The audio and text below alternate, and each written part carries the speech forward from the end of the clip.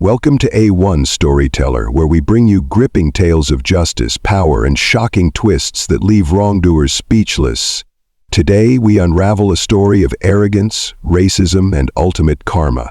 A routine stop turned into a life-altering moment when a racist cop made a terrible mistake. He saw a black man in an expensive car and assumed the worst.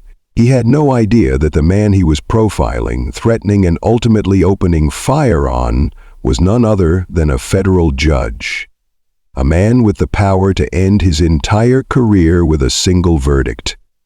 But justice has a way of setting the record straight, and today you'll see exactly what happens when a badge becomes a weapon in the wrong hands and how the law fights back. Stay tuned, because this story will leave you speechless. The sun blazed over Montgomery, Alabama, casting shimmering waves of heat across the black asphalt. Judge Malcolm Reese had just finished a grueling day in court. After sentencing a notorious drug lord to life in prison, he was looking forward to a peaceful evening with his wife and daughter. Dressed in a sharp navy suit, he drove his sleek black Mercedes through the quiet suburban roads, his mind drifting to his family. But his peace was short-lived. Flashing red and blue lights erupted behind him. "What now?" he muttered, pulling over. A police cruiser screeched to a halt and an officer emerged. Officer Ethan Grayson, a man with a long history of aggressive policing, particularly against black men. With one hand resting on his holster, Officer Grayson approached Malcolm's window. "License and registration," he barked. Malcolm raised a brow but remained calm. "Officer, may I ask why I was stopped?" Grayson's lip curled. "I said license and registration. Step out of the car while you're at it." Malcolm sighed. "I'm a federal judge. If I was speeding or violated any laws, I'd be happy to comply. Otherwise—" Before he could finish, Grayson yanked the door open and grabbed Malcolm's wrist. The judge was being treated like a criminal. As Malcolm stepped out, other officers arrived, forming a semicircle around him. Some placed hands on their weapons, exchanging knowing glances. "What's the problem, officer?" Malcolm repeated, his voice edged with controlled anger.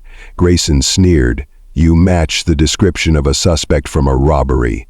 Malcolm knew this game. Driving while black, existing while black. "That's ridiculous. I just left the courthouse." Grayson smirked. "Let's see what you got." He reached for Malcolm's briefcase. "No," Malcolm said firmly. "You need a warrant for that." The word warrant seemed to enrage Grayson. Without warning, he shoved Malcolm against the car. "Put your hands behind your back." Malcolm clenched his jaw. "This is unlawful." Grayson leaned in. "You think you're special? Let's see how special you are when you're bleeding on the ground." Then came the unthinkable. A gunshot.